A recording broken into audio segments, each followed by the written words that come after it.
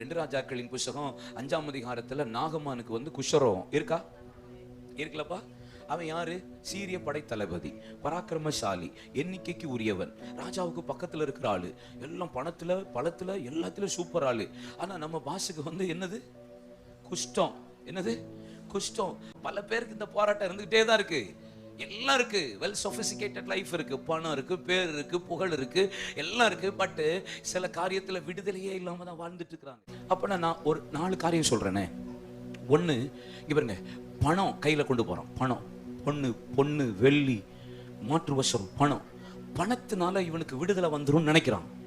பணத்தினால எனக்கு ஆசீர்வாதத்தை கத்த தந்துருவார்னு நினைக்கிறான். பணத்தினால எனக்கு சுகம் வந்துரும் நினைக்கிறான். பணத்தினால அவனுக்கு வரல. பணத்தினால கத்தர் அவனுக்கு விடுதலை கொடுக்கல. ரெண்டாவது, பலத்தினால விடுதலை வரும்னு நினைக்கிறான். பலத்தினால கத்த சோக் கொடுத்துருவான். அவன் எண்ணிக்கைக்குரியவன், பராக்கிரமசாலி, ராஜாவின் லெட்டர் வச்சிருக்கிறான், ரதங்களோடும் குதிரைகளோடும் போறான். அவனுடைய பலத்தை காட்டுறான். அதுலயும் விடுதலை வரல. மூணாவது சொல்றேன் பாருங்களேன். மூணாவது அவன் சொல்ற வார்த்தை என்ன தெரியுமா? யோர்தான்ல குளிக்க சொல்றாருன்னு சொன்ன போது யார் வந்து சொன்னா? கேயாசி வந்து தான் சொன்னான். பாத்தீங்களா? யார் வந்து சொன்னா? வேலைக்காரன் வந்து தான் சொன்னான். அவன் அடுத்த ஸ்தானத்தில் உள்ளவன் தான் சொன்னான். இப்போ இவனுக்கு மென்டல்ல என்ன தோணுது தெரியுமா? மைண்ட்ல, நான் யாரு? நான் எப்பேற்பட்ட ஆளு? இந்த எலிசா தீர்க்கதரிசி கொஞ்சம் வெளியே வந்தாவது என்கிட்ட சொல்லலாம்ல. இப்போ ஒண்ணு பணம், பலம், மூணாவது கணம். சொல்லுங்க.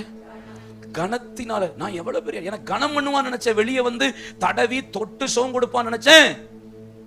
இல்ல, கணத்தினாலையும் விடுதலை இல்ல. நாலாவது பாருங்களேன்.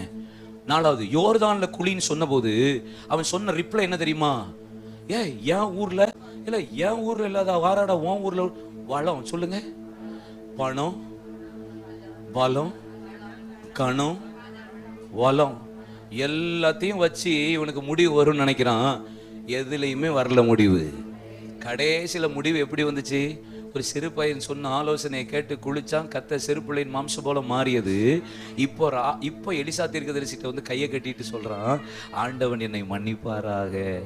இப்போ என்ன சொல்றாரு? பணமோ, பலமோ, கனமோ, பலமோ இல்ல, குணத்தினாலதான் உங்களுக்கு விடுதலையோ மாறும்.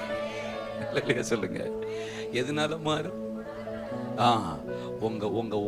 உங்க வாழ்க்கையை உங்க உடல்லையோ உங்க ஆசீர்வாதத்தையோ தொடர்றதுக்கு முன்னாடி உங்க உள்ளத்தை, உங்கள் குணத்தை தான் மாத்த விரும்புவார்.